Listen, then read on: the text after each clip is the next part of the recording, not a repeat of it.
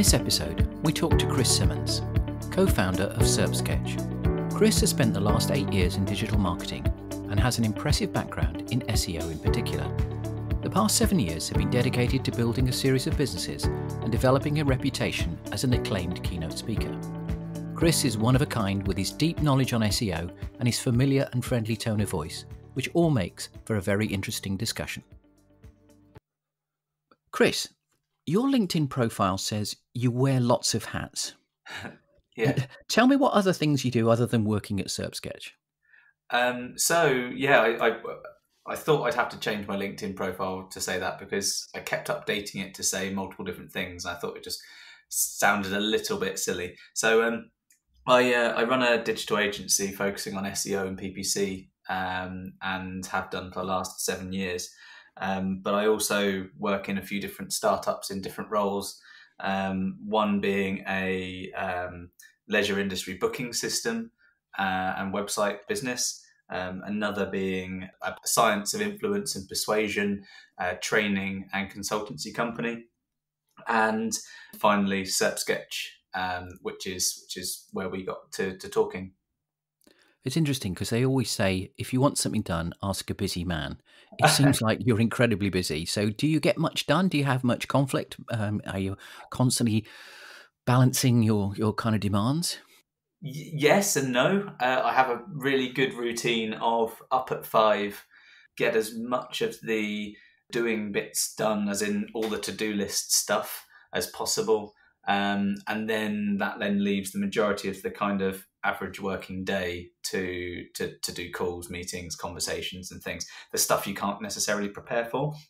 And then I find that towards the end of a day, it's then, I don't know the best way of putting it, but I call it my mop-up time. Like, it's all the things I missed through the day or things that got added to the to-do list from other calls and that sort of stuff.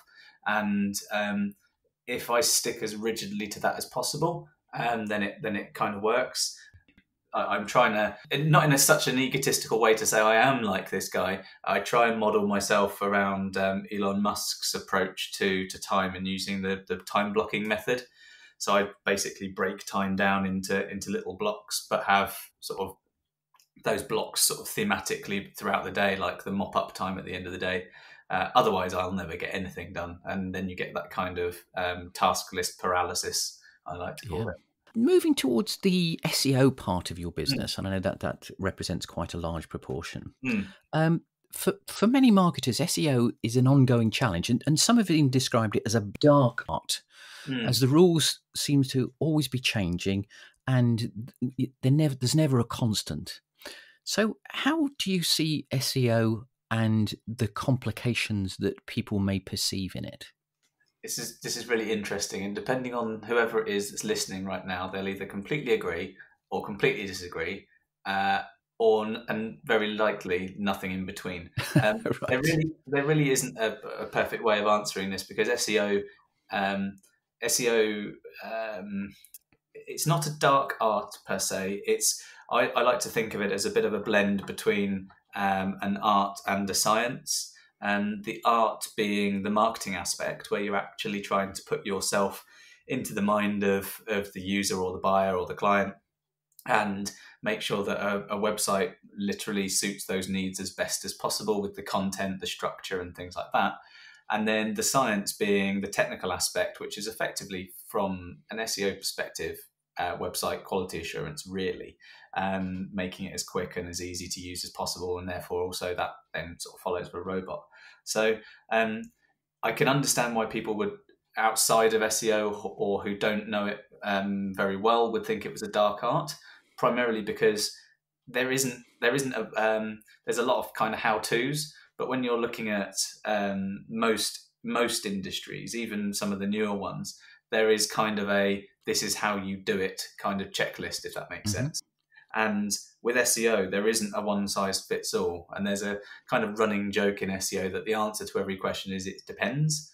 And that's because it really does.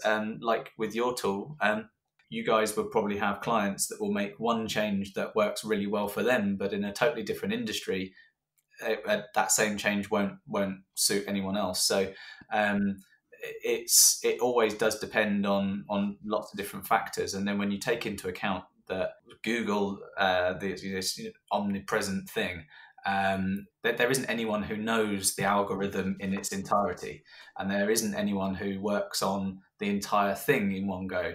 So you often see people who are well known who work in Google saying things which are confirming one thing or denying another thing, and then someone else will say something that maybe contradicts that in a year or two's time. So it's an industry of confusion, and I think that if you look at it as it's a marketing method with the scientific side of looking at data and understanding what the heck's going on, and then making informed decisions about what to do with the art later. That's a pretty comprehensive answer. I'm still, in my own mind, I think that SEO has been predominantly about keywords in the past number of years, certainly when I was very, very engaged with it. That seems to potentially have changed. And from what I see, SEO, PR, social outreach, share of voice, they're all kind of melding into a kind of you've got to do more all the way around to be able to get better quality of inbound leads if you're in B2B, or inbound inquiries, or whatever it might be. Would that be the case? Yes, it's really interesting to say that, because all the while people are searching for things with words, or in the search engine, typing in words or speaking words now more. There is always going to be a focus on the specific words that actually are what people are looking for. I think because the way Google's changed in the last few years, it's less about the words now and more about the intent behind the words, the person asking those words, and making sure that the page that they're presented with within the results answers their question as fully and completely and as quickly as possible. So that, just let me interrupt, because I think that's really interesting. You saying it depending upon who's asking the question, with regard to what answers they're going to get. Could you just elaborate on that a little?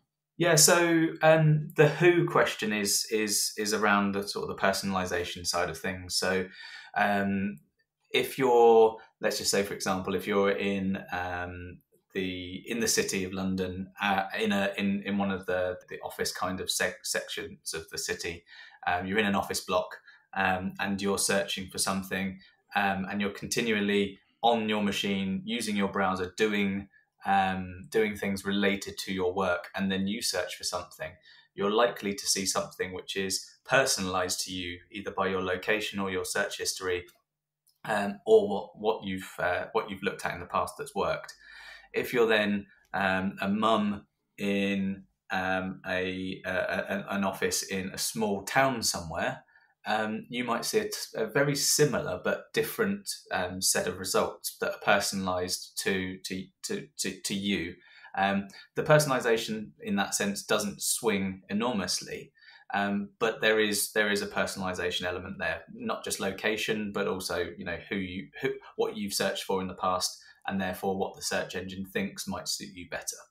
And the other layer to that is the intent, and that's quite important, because you might actually be searching for the same thing, but you're looking for maybe something different at that time. So there's that unknown knowledge style point where you have a pain, but you're not sure that there's a solution to it. You might be searching for something at that point, but actually not knowing that there's a way to solve that problem, and just be looking for, I don't know, an article or something that helps you. And then you might search for that exact same phrase later on and be presented with a page that suits the stage you're at, which is to then buy or to convert or to become a lead for someone. So from sitting in the chair of a marketer, that would seem to add a whole different dimension of, you can't make one size fits all, or even 5 sizes fit 5. You've got to think of maybe hundreds of kind of different computations to be able to... You're listening to the shortened version of this podcast. To listen to the full version, visit your favourite podcast player and search for Webtrends Optimize or The Big Lift.